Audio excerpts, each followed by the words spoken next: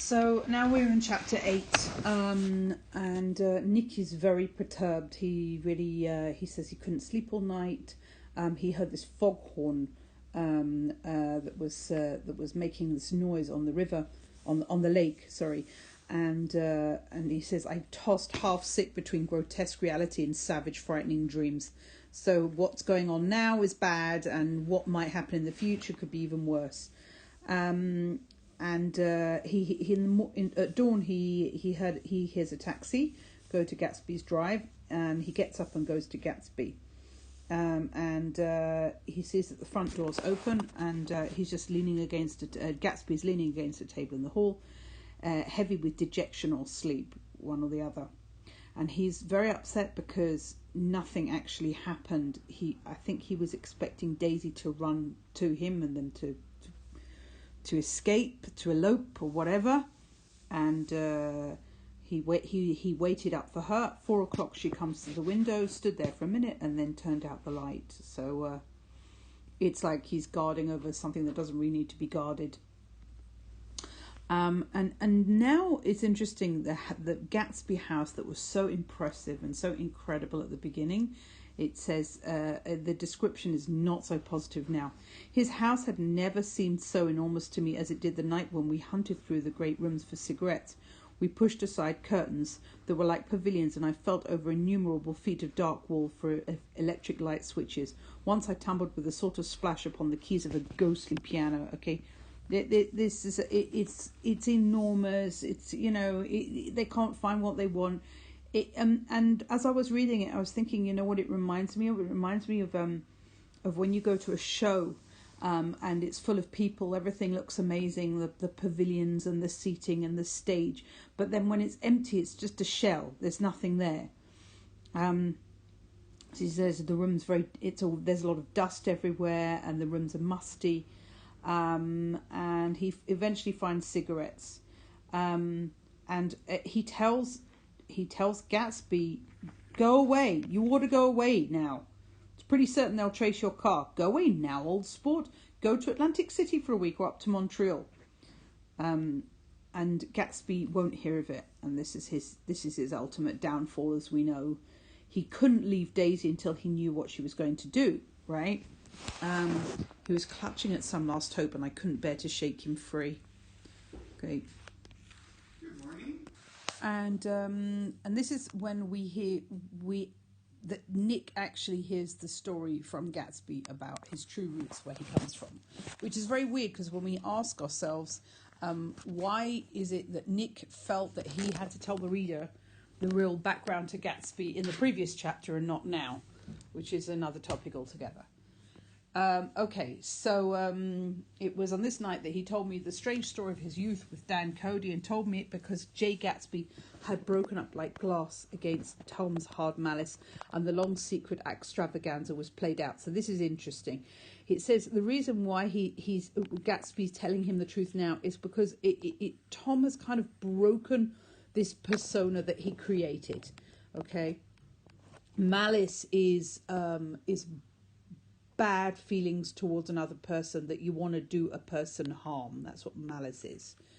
And an extravaganza is something that is like very exaggerated. If you do a party that's an extravaganza, it means everything is super big and flashy. And the long secret extravaganza, meaning it really is like the person that Gatsby created for himself.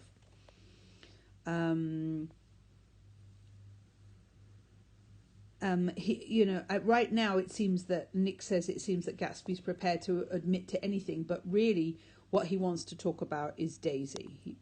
So she is the first nice girl he'd ever known.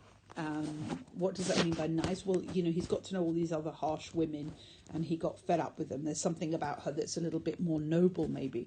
In various unrevealed capacities, he'd come into contact with such people, but always with indiscernible barbed wire between them. So he'd come, when we say such people, we mean upper class people.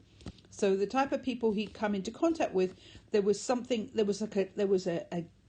some kind of a wall between him and them, that he couldn't really access them because they were from another class. And it says, it's interesting, he found her excitingly desirable because she is so different from the reality he knows. Remember, this is Gats who gets to know Daisy. That makes her even more desirable. And he goes to her house, right? So he sees her house, and he's completely amazed that he's in this gorgeous house, and that and the fact that Daisy lives there is even more exciting for him. And the fact that it was as casual thing to her as his tent out at camp, that she treats her house as if it's just a given. There's nothing special about it, the same way as he would in his tent as an officer. And there's there's all this description of all the rooms in the house and how beautiful it was, and the smell of it and the colour of it, and he feels like very excited that many men had already loved Daisy, that he feels that she's almost kind of unobtainable. So many people really love her, but also I think the fact that she is an experienced woman with men, it for some reason makes him desire her more. So I want to go back to again this idea of him feeling the presence of all these men who love Daisy about the house, and the fact that he's excited that they loved her. It makes her into some kind of a prize or a trophy. She's someone with the most likes. Do you know what I'm saying? And in a way, it makes us question, what is this love that he feels for her? But it says he knew he was in Daisy's house by a colossal accident. He's not supposed to be there. He's not in her class. However glorious might be his future as Jay Gatsby, he was at present a penniless young man without a past, and at any moment the invisible cloak of his uniform might slip from his shoulders. Right?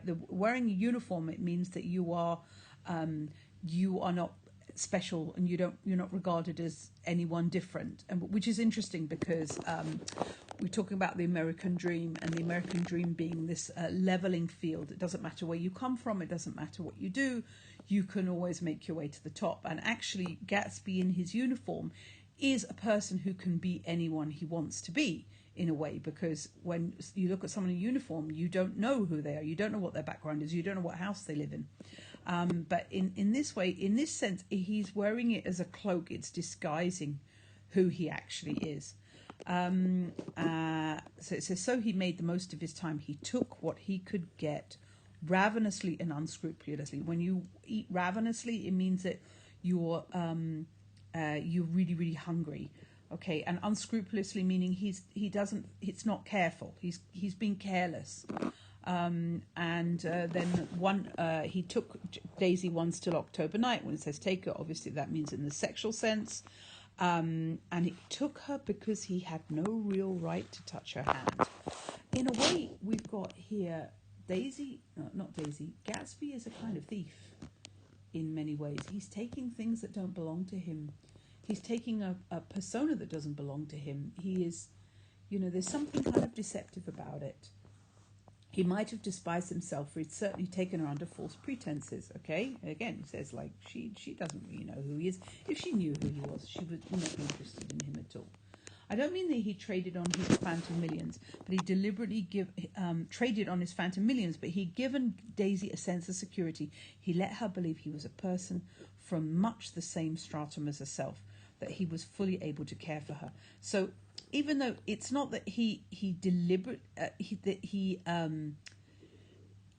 kind of gambled on something imaginary, but he gave Daisy this feeling that he was going to be able to take care of her, and that they were similar.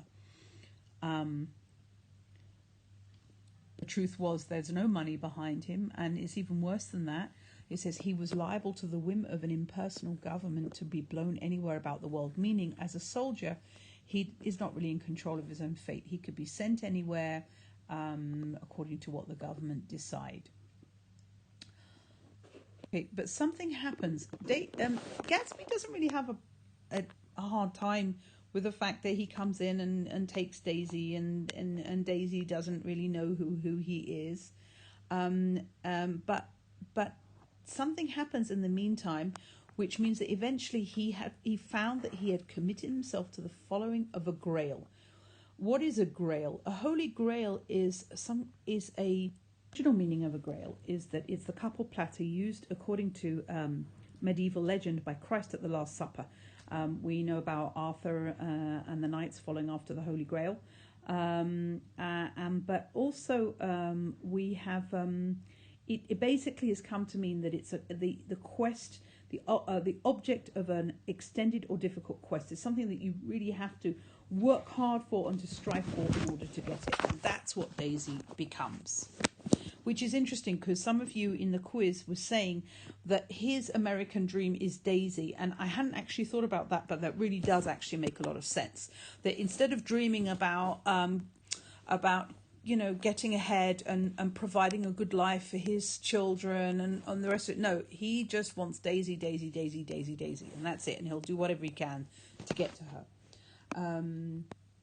At the end, he says, she vanished into her rich house, into her rich full life, leaving Gatsby nothing. He felt married to her. That was all. So when they meet 2 days later, Gatsby realizes something extraordinary. He realizes that he's actually fallen in love with her, that she wasn't just a passing fancy.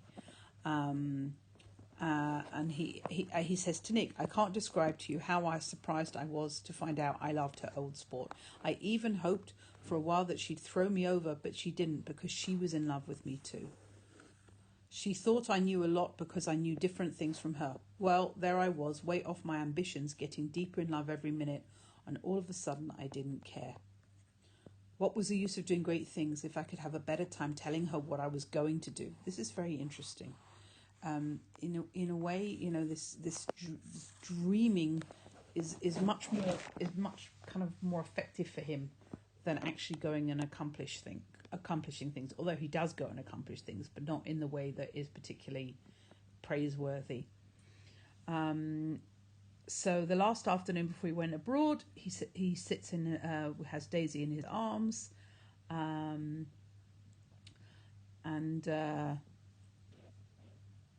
this is this is a moment that will stay in their memory, of him holding her, and no words being exchanged, but something very deep going on between the two of them. He did well in the war. He is some kind of a war hero. And he after the armistice, he tried to get home, but some complication or misunderstanding sent him to Oxford instead. Okay. He was worried now. There was a quality of nervous despair in Daisy's letter, so he's been corresponding to her throughout the war. She didn't see why he wouldn't come. She was feeling the pressure of the world outside, and she wanted to see him and feel his presence beside her and be reassured that she was doing the right thing after all. Okay, so they're still in correspondence, but she's feeling anxious, and she needs to be reassured that he's there, and he's not there. He's somewhere on the other side of the world. But at a certain point, she just kind of gives up. She wants to get on with her life. Throughout this twilight universe, Daisy began to move again with the season. Suddenly she was again keeping half a dozen dates a day with half a dozen men, and drowsing asleep at dawn with beads and chiffon and an evening dress tangled among dying orchids on the floor beside her bed. And all the time something within her was crying for a decision. She wanted her life shaped now. Again, she's moved by emotion, which is exactly the same as Gatsby. And the decision must be made by some force of love, of money, of unquestioning practicality that was close to it, that was close at hand. And so the answer takes its shape with Tom Buchanan. She feels kind of reassured. There's a wholesome bulkiness, and Daisy was flattered. And doubtless there was a certain struggle and a certain relief. And so the letter reaches Gatsby, assuming the letter that she's telling him that she's getting engaged. So now we're back to the present. It was dawn now on Long Island, and we went about opening the rest of the windows upstairs, filling the house with grey turning, gold turning light.